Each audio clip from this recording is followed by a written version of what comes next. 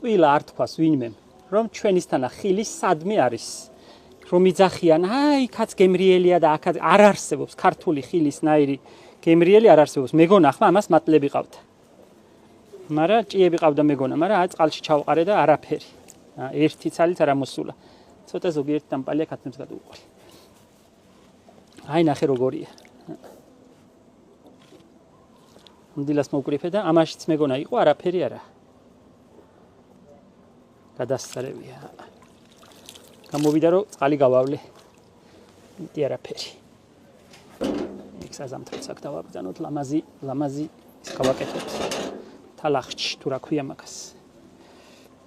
ეს საზამთრო და ნესვი აგერ ვიყიდე გადასწრივ ჩვენს მეზობლად. ეს საზამთრო არა და ნესვი ვიყიდე. საზამთრო აგერ პატარაა და კი ხედავ. აი ეს ნესვი სიცხე ჭირდება და ჩემთან არ გამოდის. გარგარიც ვიყიდე. ეს გარგარიც ვიყიდე ნახე როგორია. რა გადასარევია. ვენახის ფოთლებს დაულაგებ ახლა ამაზად და დავაწყობ. მათია ის თაში ვერ ვიყიპოვეთ ხო? სად იქნება?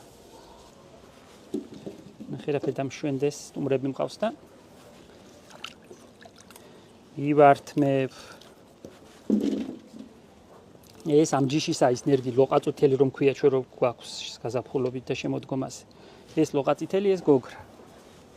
ნახე როგორია.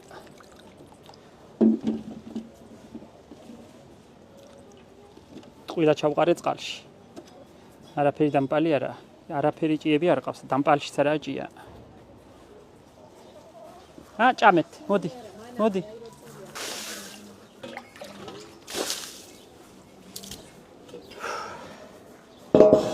ცოტა წყალს მომცემ ბავშვებო.